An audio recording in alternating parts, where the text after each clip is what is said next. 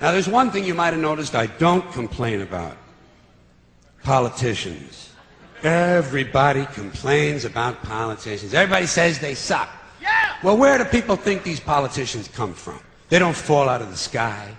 They don't pass through a membrane from another reality.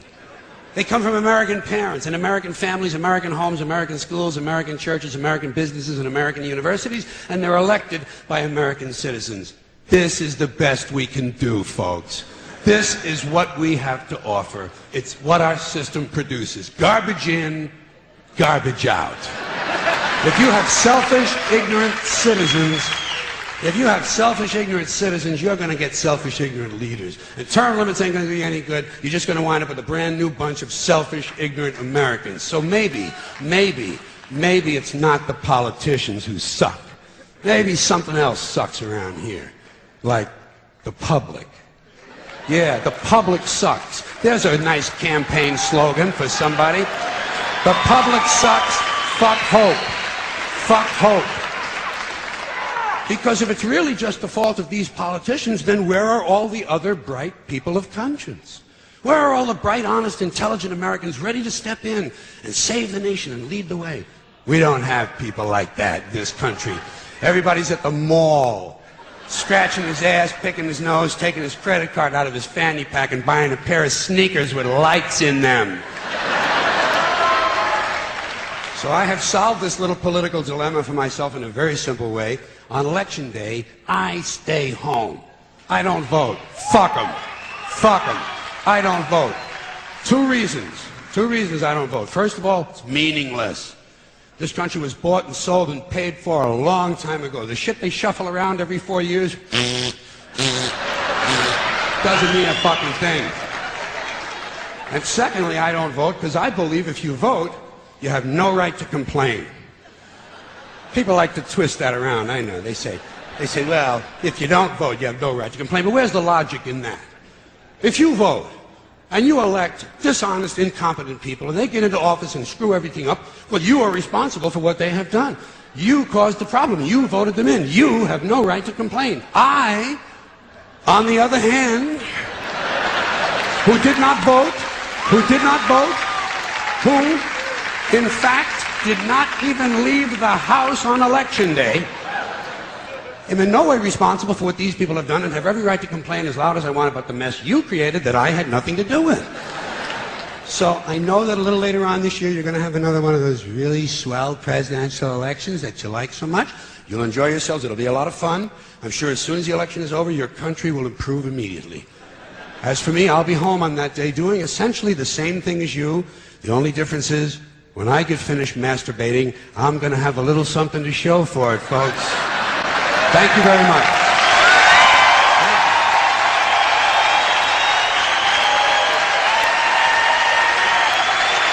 Thank you very much. Thank you, everybody. See you later. See you later.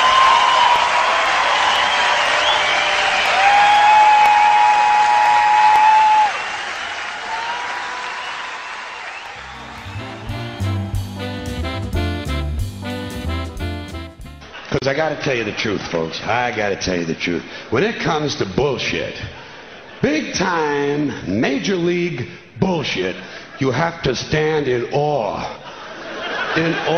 of the all-time champion of false promises and exaggerated claims, religion. No contest. No contest. Religion easily has the greatest bullshit story ever told. Think about it. Religion has actually convinced people that there's an invisible man living in the sky who watches everything you do every minute of every day. And the invisible man has a special list of 10 things he does not want you to do. And if you do any of these 10 things, he has a special place full of fire and smoke and burning and torture and anguish where he will send you to live and suffer and burn and choke and scream and cry forever and ever till the end of time. But he loves you. He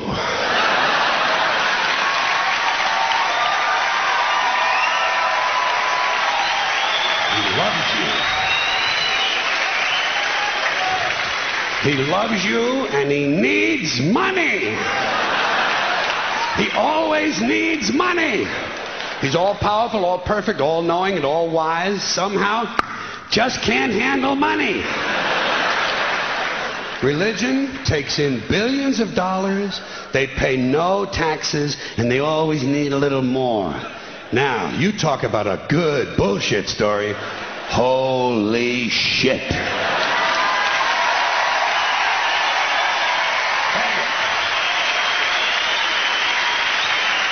Thank you. But, thank you.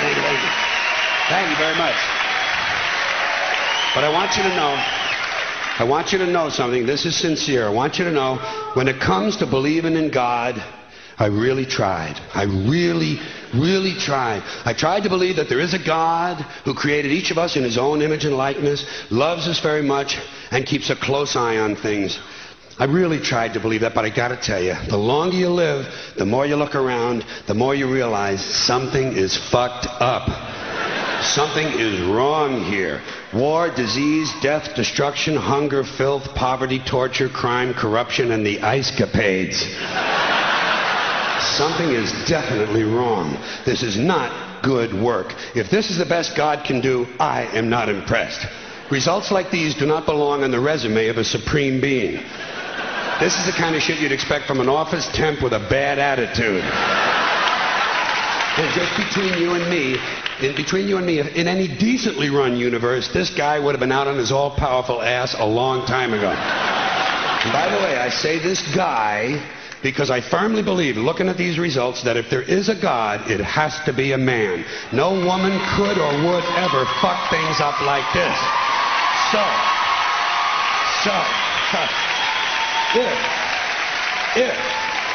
If there is a God, I think most reasonable people might agree that he's at least incompetent and maybe, just maybe, doesn't give a shit.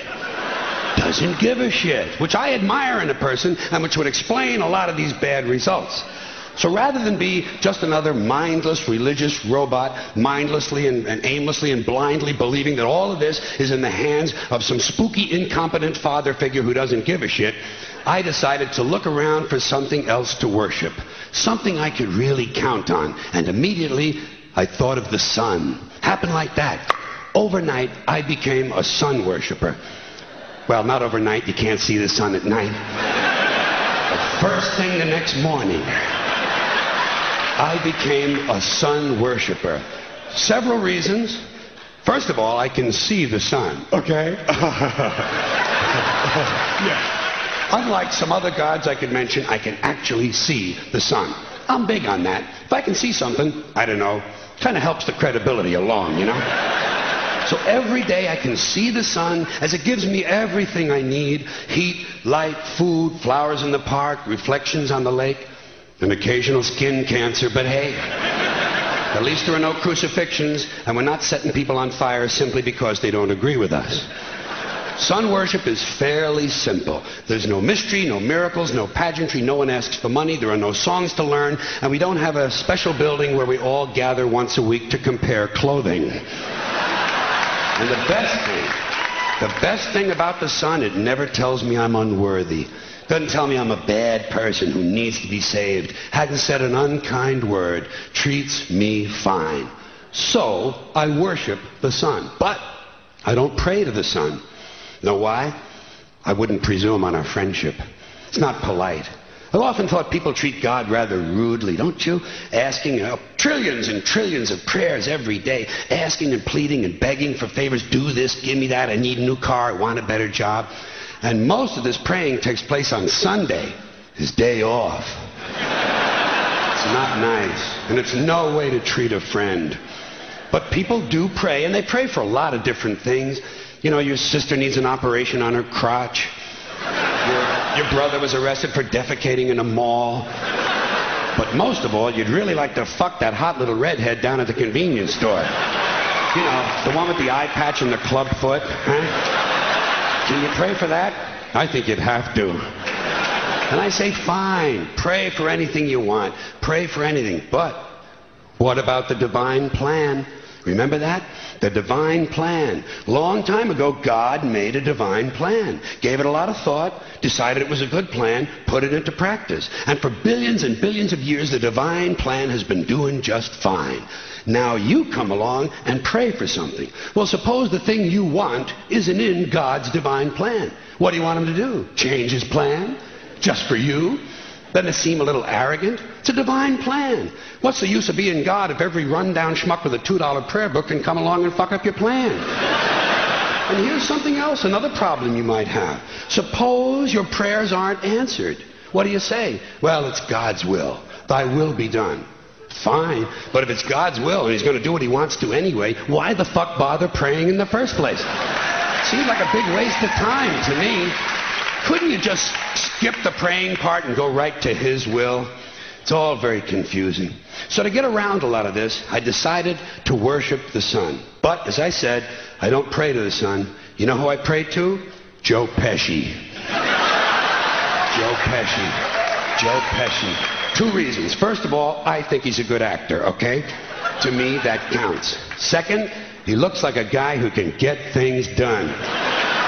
Joe Pesci doesn't fuck around. Doesn't fuck around. In fact, Joe Pesci came through on a couple of things that God was having trouble with.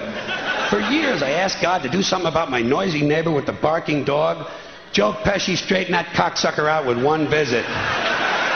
It's amazing what you can accomplish with a simple baseball bat. So I've been praying to Joe for about a year now. And I noticed something. I noticed that all the prayers I used to offer to God and all the prayers I now offer to Joe Pesci are being answered at about the same 50% rate. Half the time I get what I want, half the time I don't. Same as God, 50-50. Same as the 4-leaf clover and the horseshoe, the wishing well and the rabbit's foot. Same as the mojo man. Same as the voodoo lady who tells you your fortune by squeezing the goat's testicles.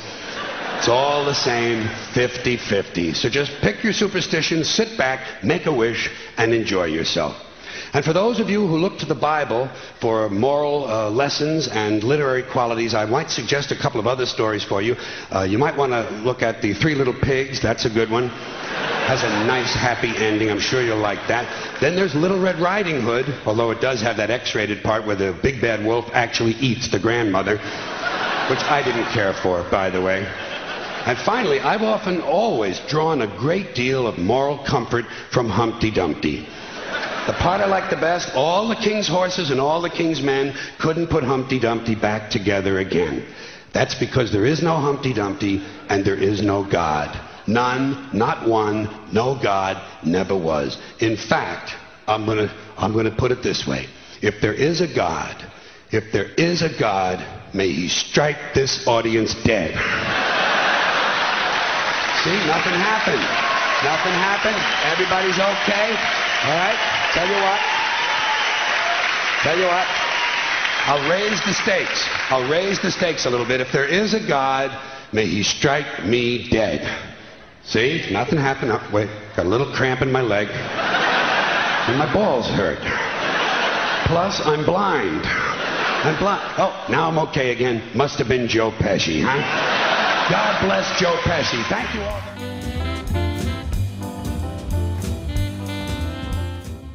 But let me ask you this. When they were sitting around making this shit up, why did they pick 10? Why 10? Why not 9 or 11? I'll tell you why. Because 10 sounds official.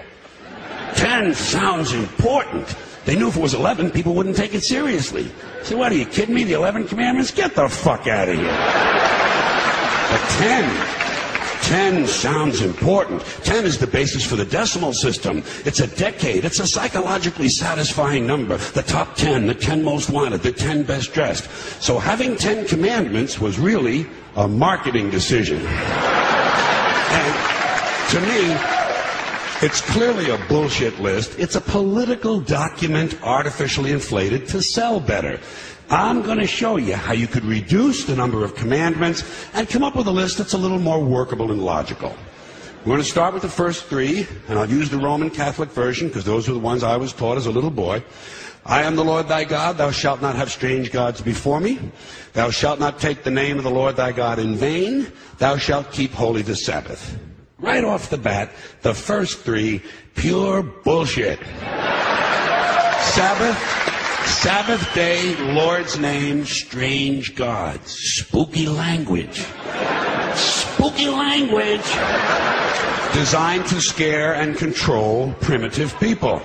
In no way does superstitious nonsense like this apply to the lives of intelligent, civilized humans in the 21st century. You throw out the first three commandments, you're down to 7. Next, honor thy father and mother. Obedience, respect for authority. Just another name for controlling people. The truth is, obedience and respect should not be automatic. They should be earned. They should be based on the parent's performance. Parent's performance. All right? Some parents deserve respect. Most of them don't. Period. You're down to 6. Now, in the interest of logic, something religion is very uncomfortable with, we're going to jump around the list a little bit. Thou shalt not steal, thou shalt not bear false witness. Stealing and lying. Well, actually, these two both prohibit the same kind of behavior. Dishonesty, stealing, and lying. So you don't need two of them. Instead, you combine them and you call it thou shalt not be dishonest. And suddenly, you're down to 5. And as long as we're combining, I have 2 others that belong together. Thou shalt not commit adultery, thou shalt not covet thy neighbor's wife. Once again, these 2 prohibit the same kind of behavior, in this case, marital infidelity. The difference is coveting takes place in the mind, and I don't think you should outlaw fantasizing about someone else's wife. Otherwise, what's a guy going to think about when he's waxing his carrot? But marital fidelity is a good idea, so we're going to keep the idea and call this one, thou shalt not be unfaithful. And suddenly, we're down to 4. But when you think about it, honesty and fidelity are really part of the same overall value. So in truth, you could combine the 2 honesty commandments with the 2 fidelity commandments and give them simpler language, positive language instead of negative, and call the whole thing, thou shalt always be honest and faithful, and we're down to 3.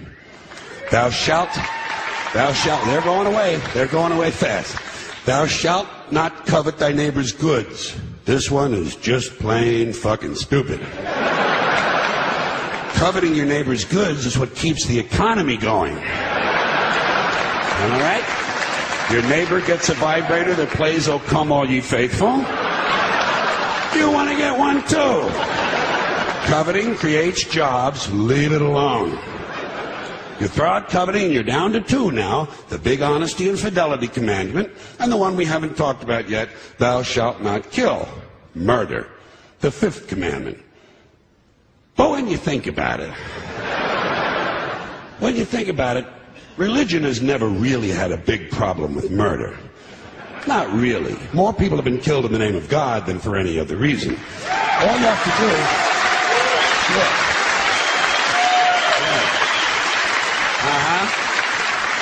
All you have to do is look at Northern Ireland, the Middle East, Kashmir, the Inquisition, the Crusades, and the World Trade Center to see how seriously the religious folks take thou shalt not kill. The more devout they are, the more they see murder as being negotiable. It's negotiable. You know? It depends. It depends on who's doing the killing and who's getting killed. So, with all of this in mind, I leave you with my revised list of the 2 commandments. Thou shalt always be honest and faithful to the provider of thy nookie. And thou shalt try real hard not to kill anyone, unless, of course, they pray to a different invisible man from the one you pray to. 2 is all you need. Moses could have carried him down the hill in his fucking pocket. And if they had a list like that, I wouldn't mind those folks in Alabama putting it up on the courthouse wall. As long as they included one additional commandment, thou shalt keep thy religion to thyself.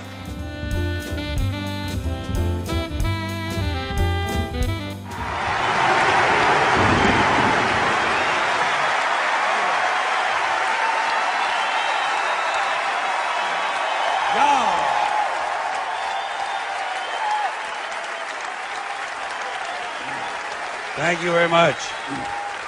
Thank you. I'm a modern man, a man for the millennium. Digital and smoke-free. A diversified, multicultural, postmodern deconstructionist, politically, anatomically, and ecologically incorrect. I've been uplinked and downloaded, I've been inputted and outsourced. I know the upside of downsizing, I know the downside of upgrading. I'm a high-tech lowlife, a cutting-edge, state-of-the-art, bi-coastal multitasker, and I can give you a gigabyte in a nanosecond. I'm new wave, but I'm old school, and my inner child is outward bound. I'm a hot-wired, heat-seeking, warm-hearted, cool customer, voice-activated and biodegradable. I interface with my database is in cyberspace, so I'm interactive, I'm hyperactive, and from time to time I'm radioactive.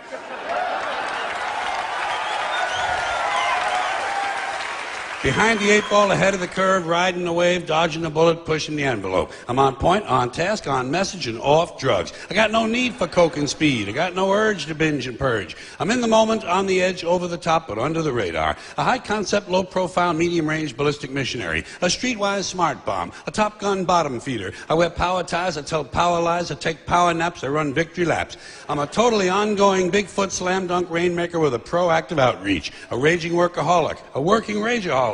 Out of rehab and in denial.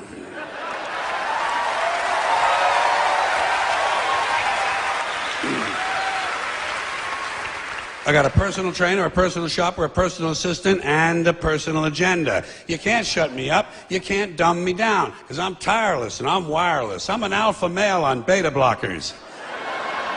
I'm a non-believer and an overachiever, laid back but fashion forward, up front, down home, low rent, high maintenance, supersized, long-lasting, high-definition, fast-acting, oven-ready, and built to last.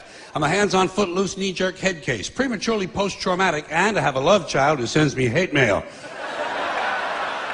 But I'm feeling, I'm caring, I'm healing, I'm sharing. A supportive, bonding, nurturing primary caregiver. My output is down, but my income is up. I take a short position on the long bond, and my revenue stream has its own cash flow. I read junk mail, I eat junk food, I buy junk bonds, I watch trash sports. I'm gender-specific, capital-intensive, user-friendly, and lactose-intolerant.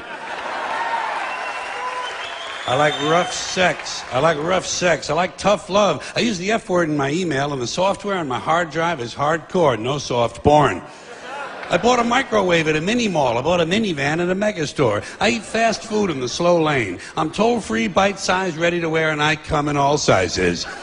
A fully equipped, factory-authorized, hospital-tested, clinically proven, scientifically formulated medical miracle. I've been pre-washed, pre-cooked, preheated, pre-screened, pre-approved, pre-packaged, post-dated, freeze-dried, double-wrapped, vacuum-packed, and I have an unlimited broadband capacity.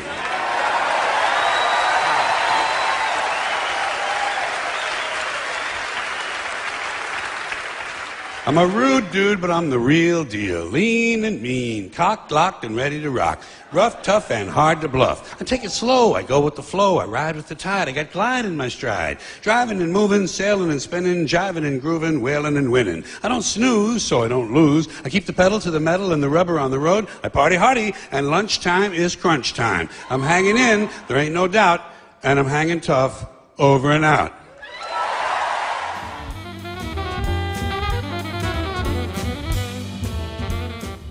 They said we need more money for education. We need more books, more teachers, more classrooms, more schools. We need more testing for the kids. You say to them, well, you know, we've tried all of that, and the kids still can't pass the test. He said, don't you worry about that. We're going to lower the passing grades. And that's what they do in a lot of these schools now. They lower the passing grades so more kids can pass. More kids pass, the school looks good, everybody's happy, the IQ of the country slips another 2 or 3 points, and pretty soon all you'll need to get into college is a fucking pencil. Got a pencil? Get the fuck in there. It's physics. Then everyone wonders why 17 other countries graduate more scientists than we do. Education. Politicians know that word. They use it on you. Politicians have traditionally hidden behind 3 things: the flag, the Bible, and children. No child left behind. No child left behind. Oh, really? Well, it wasn't long ago you were talking about giving kids a head start. Head start? Left behind? Someone's losing fucking ground here. But there's a reason. There's a reason. There's a reason for this. There's a reason education sucks, and it's the same reason that it will never, ever, ever be fixed. It's never going to get any better. Don't look for it. Be happy with what you got. Because the owners of this country don't want that. I'm talking about the real owners now. The real owners, the big wealthy business interests that control things and make all the important decisions. Forget the politicians. The politicians are put there to give you the idea that you have freedom of choice.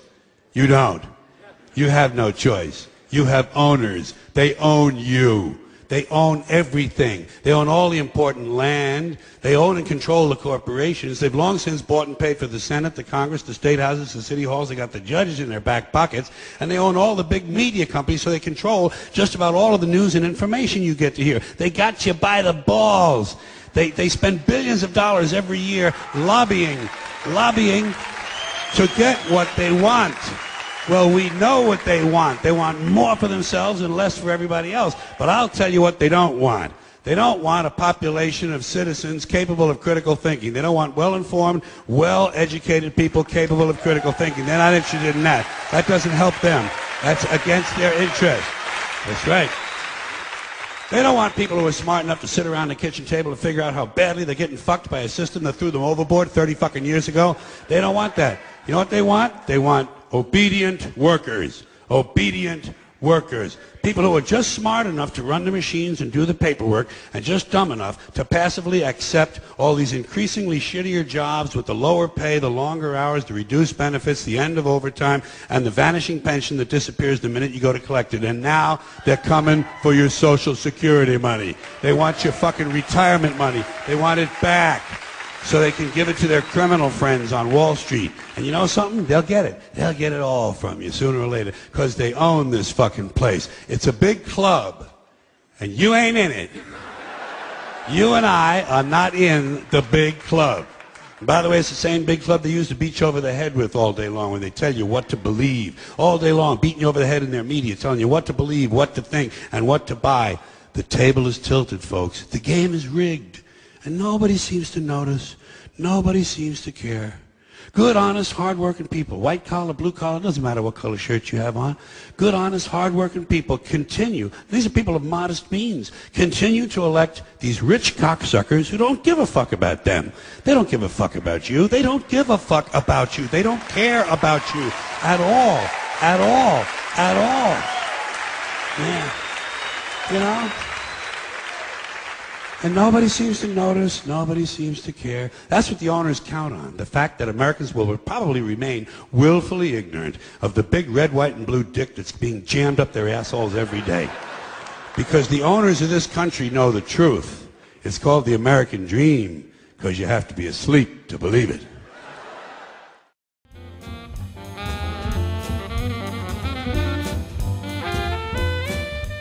There's just enough bullshit to hold things together in this country.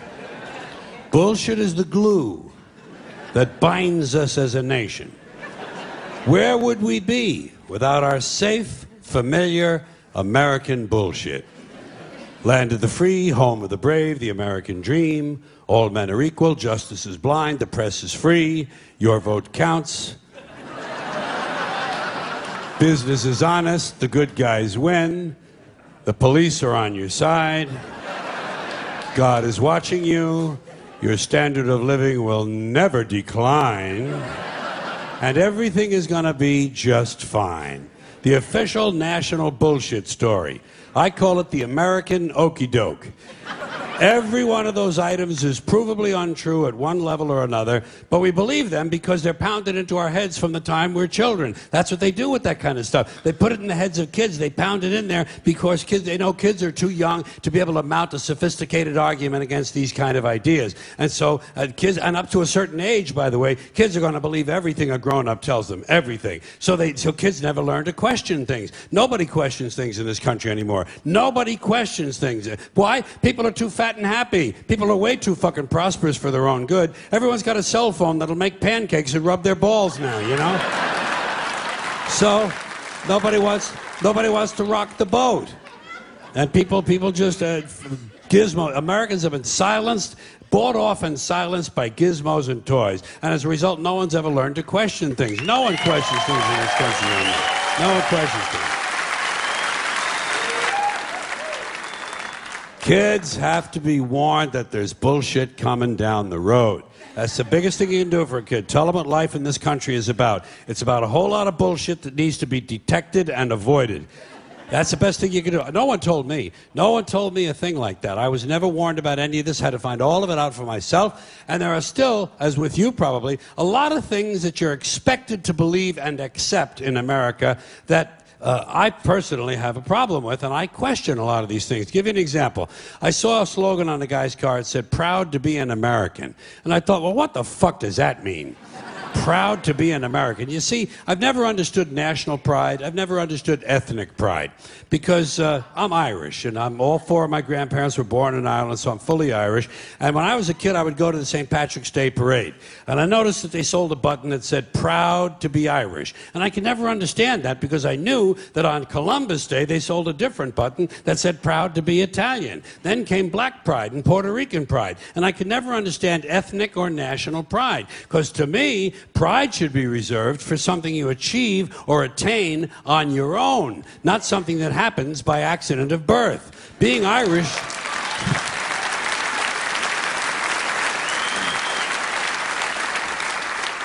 Being Irish isn't a skill. It's a fucking genetic accident.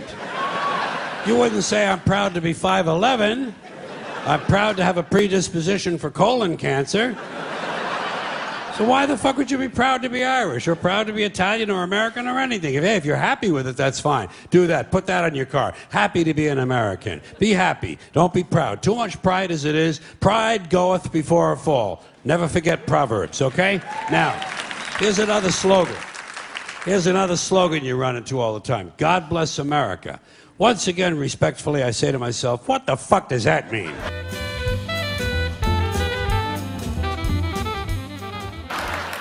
Who would have thought that one day the manufacturing of sticks would be outsourced to China?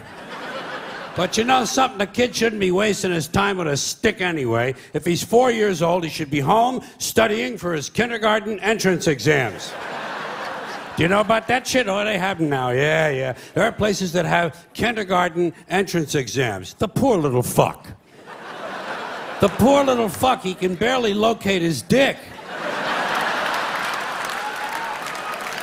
You know, and already he's being pressured to succeed. Pressured to succeed for the sake of the parents. Isn't this really just a sophisticated form of child abuse? And speaking of that, speaking of child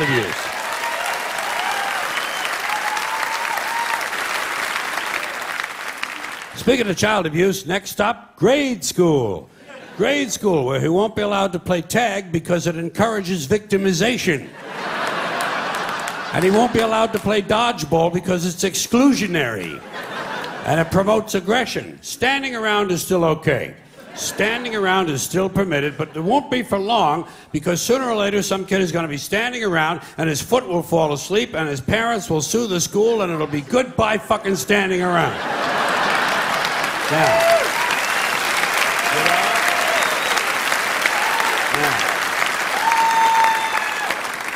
Now, fortunately, all is not lost.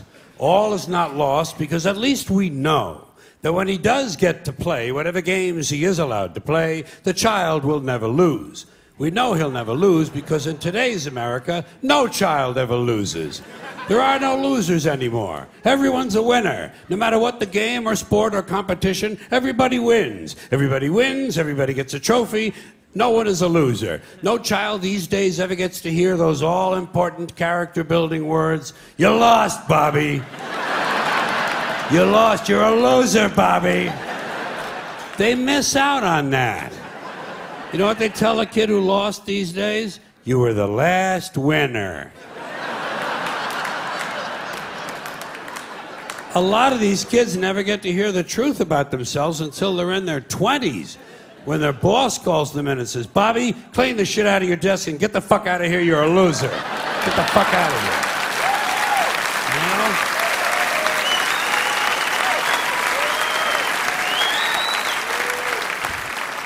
Of course, Bobby's parents can't understand why he can't hold a job. In school, he was always on the honor roll. Well, what they don't understand, of course, is that in today's schools, everyone is on the honor roll. Everyone is on the honor roll because in order to be on the honor roll, all you really need to do is to maintain a body temperature somewhere roughly in the 90s. But we shouldn't be worrying about how he's doing at school because, you know, come summertime, he'll be off to camp. Yes, he'll be off to camp, but not to swim and hike and play softball. No. Today's child will be sent away to lose weight. He'll be sent to fat camp, or violin camp, or ceramics camp, or computer camp, or leadership camp, whatever the fuck that is. Leadership camp. Isn't that where Hitler went?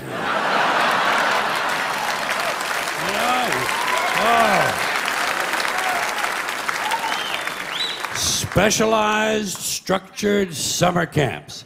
Gotta keep the little fucker busy, don't they? Gotta keep the little fucker busy. Wouldn't want him to sneak in a little unstructured time in the woods. That wouldn't be any good. God knows he might start jacking off.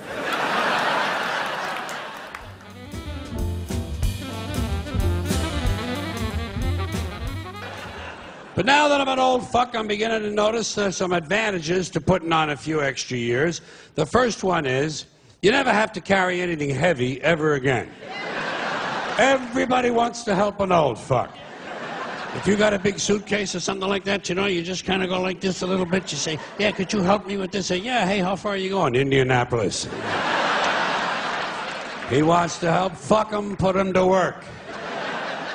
Take advantage of people. Another nice thing about getting old is you can leave any social event early just by saying you're tired. Works great with family members. Just turn to the person next to you and say, geez, I'm getting tired, you know? Oh, you're tired? Come on, Grandpa's tired. Grandpa's going to bed. Someone else says, but it's 7:30 in the morning. There's always one asshole in the family. But the best thing about getting old is you're not responsible for remembering things anymore. Even important things. But it was your daughter's funeral. I forgot. You can even make believe you have Alzheimer's disease. That's a lot of fun. You look around the dining room table and you say, who are you people and where's my horse? Then you stare at your eldest son and say, Agnes, I haven't seen you since First Communion. Fucks them up.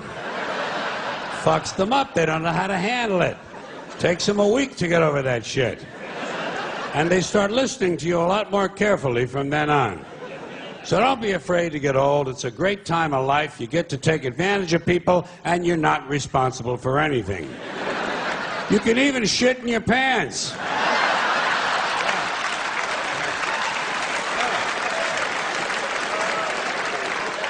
They expect it. I haven't tried that yet, but I don't rule it out. I'm keeping my options open. Everything is on the table. Perhaps that's not the figure of speech I wanted right there.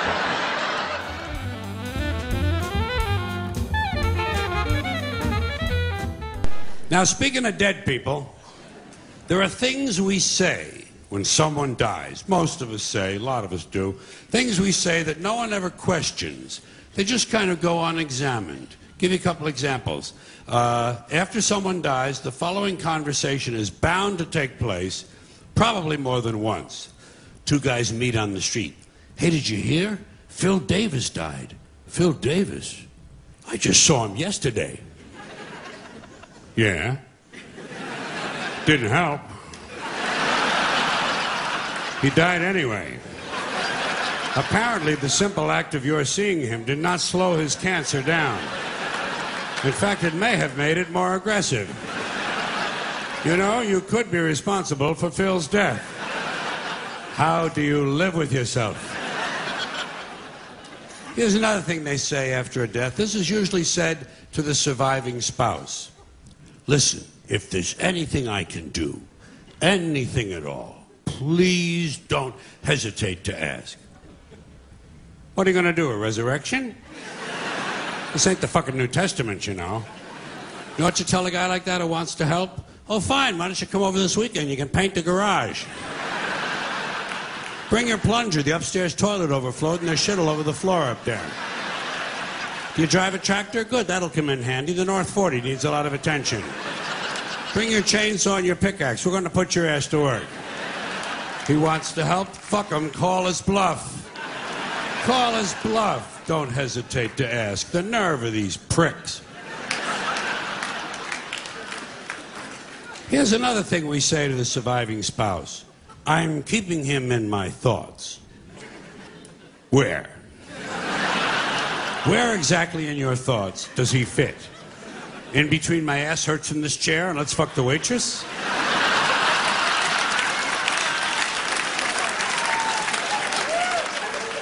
What are your priorities? We use a lot of euphemisms when we talk about death, you know?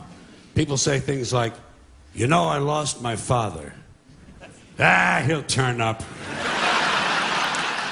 You gotta stay optimistic with people like that. Give them reason to hope. Have you checked the dumpster out back? They used to like to take a nap in there. Keep it upbeat. Now, there's something else that is said after a death, but this one involves belief, which is where I begin to have big problems. This one happens after the funeral, after the burial, back at the house. Back at the house where the family and friends and the loved ones of the deceased are having some food and drink and they're enjoying some warm reminiscences of the person who passed away. Sooner or later, someone is bound to say the following, especially after a few drinks. You know, I think he's up there now, smiling down at us. And I think he's pleased.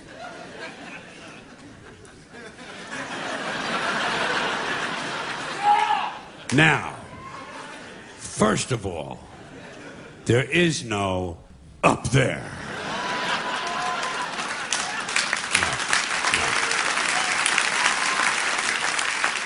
For people to be smiling down from.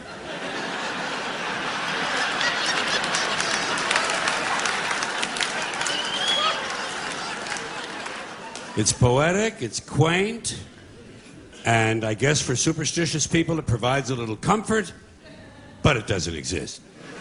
But if it did, and if someone did somehow survive death in a non-physical form, I personally think he'd be far too busy with other celestial activities than to be standing around paradise, smiling down.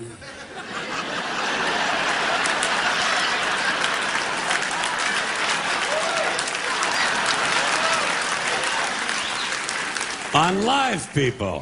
What kind of a fucking eternity is that? And why is it no one ever says, I think he's down there now, smiling up at us? Apparently it never occurs to people that their loved ones might be in hell. Your parents could be in hell right now. Your parents in hell, your father for sure.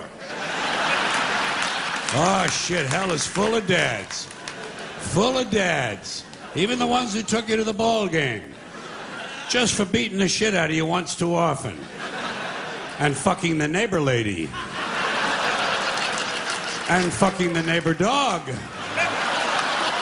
And who knows, maybe even fucking the UPS man. We'll never know what mischief Dad was up to. Parents in heaven. Parents in hell, excuse me. Kind of gives me a nice feeling, you know? Grandparents in hell. Picture that. Picture your grandmother in hell. Baking pies without an oven. And if someone were in hell, I doubt very seriously he'd be smiling. I think he's down there now, screaming up at us. And I think he's in severe pain. People just refuse to be realistic. They don't like to be realistic. People would rather stroke themselves. You know, oh, they like to stroke themselves. Don't they stroke themselves? They stroke each other, they get stroked. They stroke the boss strokes them. Everybody strokes everybody. It's nothing but a big stroke job in this country. The government strokes you every day of your life. Religion never stops stroking you. Big business gives you a good stroke, and it's one big transcontinental, cross-country, red, white, and blue stroke job. Do you know? That would be a good symbol for the United Strokes of America. It's all bullshit, folks. It's all bullshit and it's bad for you.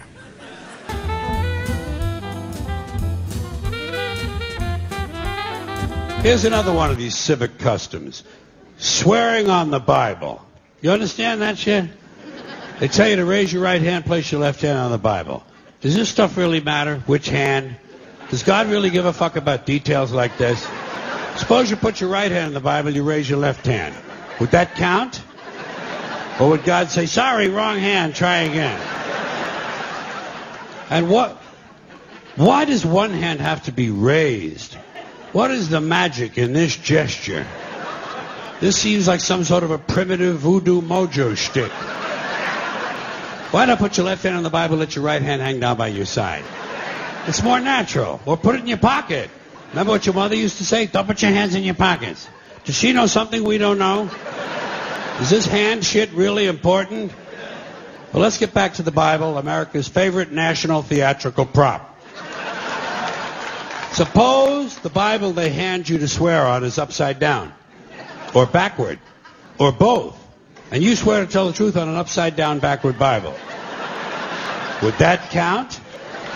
Suppose the Bible they hand you is an old Bible and half the pages are missing. Suppose all they have is a Chinese Bible in an American court, or a Braille Bible and you're not blind.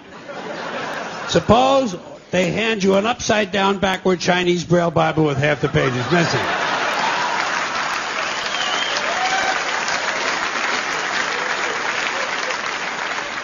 At what point does all of this stuff just break down and become just a lot of stupid shit that somebody made up? They fucking made it up, folks. It's make-believe. It's make-believe. Now, all right. Okay. Let's leave the Bible aside. We'll get back to the science fiction reading later. The more important question is, what is the big deal about swearing to God in the first place? Why does swearing to God mean you're going to tell the truth? Wouldn't affect me. If they said to me, you swear to tell the truth, the whole truth, and nothing but the truth to help you God, I'd say, yeah. I'll tell you about as much truth as the people who wrote that fucking Bible. How do you like that? Huh?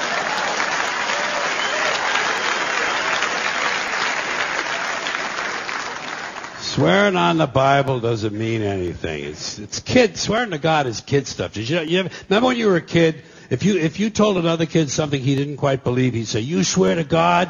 I would always say, "Yeah, I swear to God," even if I was lying. Why not? What's going to happen if I lie? Nothing. Nothing happens if you lie, unless you get caught, and that's a whole different story. Sometimes a kid would think he was being slick with me, and he'd say, "You swear on your mother's grave?" I'd say, "Yeah. Why not? First of all, my mother was alive. She didn't even have a grave. Second of all, even if she was dead, what's she going to do? Rise from the grave and come and haunt me?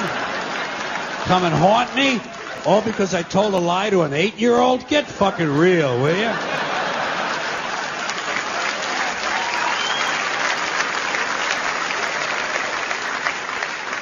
Sometimes I would say, "I swear on my mother's tits." Kids are impressed with things like that. I mean, I don't care about my mother's tits either. I didn't care if they fell off. Fuck her. Not my problem. They're your tits, Ma. You keep an eye on them. Swearing to God doesn't mean anything. Swearing on the Bible doesn't mean anything. You know why? Because Bible or no Bible, God or no God, if it suits their purposes, people are going to lie in court. The police do it all the time. All the time. Yes, they do. It's part of their job to protect, to serve, and to commit perjury whenever it supports the state's case. Swearing on the Bible is just one more way of controlling people and keeping them in line, and it's one more thing that holds us back as a species. Here's one more item for you, the last in our civics book, rights. Boy, everyone in this country is always running around yammering about their fucking rights. I have a right, you have no right, we have a right, they don't have a right. Folks, I hate to spoil your fun, but there's no such thing as rights, okay? They're imaginary. We made them up, like the boogeyman. The Three Little Pigs, Pinocchio, Mother Goose, shit like that. Rights are an idea. They're just imaginary. They're a cute idea. Cute. But that's all. Cute and fictional. But if you think you do have rights, let me ask you this. Where do they come from? People say, well, they come from God. They're God-given rights. Oh, fuck, here we go again. Here we go again. The God excuse. The last refuge of a man with no answers and no argument. It came from God. Anything we can't describe must have come from God. Personally, folks, I believe that if your rights came from God, He would have given you the right to some food every day, and He would have given you the right to a roof over your head. God would have been looking out for you. God would have been looking out for you. You know that? He would have been worried about making sure you have a gun so you get drunk on Sunday night and kill your girlfriend's parents. But let's say it's true. Let's say God gave us these rights. Why would He give us a certain number of rights? The Bill of Rights of this country has 10 stipulations, okay? 10 rights. And apparently God was doing sloppy work that week because we've had to amend the Bill of Rights an additional 17 times. So God forgot a couple of things like slavery. Just fucking slipped His mind. But let's say God gave us the original 10. He gave the British 13. The British Bill of Rights has 13 stipulations. The Germans have 29. The Belgians have 25. The Swedish have only 6. And some people in the world have no rights at all. What kind of a fucking goddamn God-given deal is that? No rights at all? Why would God give different people in different countries different numbers of different rights? Boredom? Amusement? Bad arithmetic? Do we find out at long last after all this time that God is weak in math skills? Doesn't sound like divine planning to me. Sounds more like human planning. Sounds more like one group trying to control another group. In other words, business as usual in America. Now, if you think you do have rights, one last assignment for you. Next time you're at the computer, get on the internet, go to Wikipedia. When you get to Wikipedia, in the search field for Wikipedia, I want you to type in Japanese Americans 1942, and you'll find out all about your precious fucking rights, okay? All right. You know about it. You know about it. Yeah. In 1942, there were 110,000 Japanese American citizens and good-standing, law-abiding people who were thrown into internment camps simply because their parents were born in the wrong country. That's all they did wrong. They had no right to a lawyer, no right to a fair trial, no right to a jury of their peers, no right to due process of any kind. The only right they had, right this way, into the internment camps. Just when these American citizens needed their rights the most, their government took them away. And rights aren't rights if someone can take them away. They're privileges. That's all we've ever had in this country is a bill of temporary privileges. And if you read the news even badly, you know that every year the list gets shorter and shorter and shorter. You see how it's doing?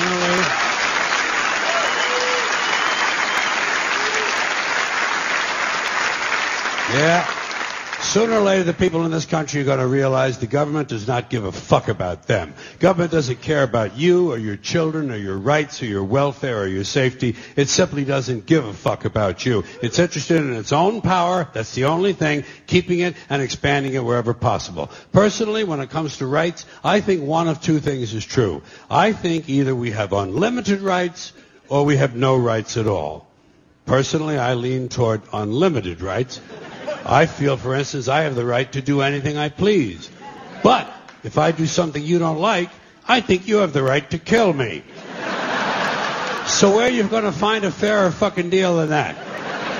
So the next time some asshole says, gee, I have a right to my opinion, you say, oh yeah? Well, I have a right to my opinion, and my opinion is you have no right to your opinion. Then shoot the fuck and walk away. Thank you.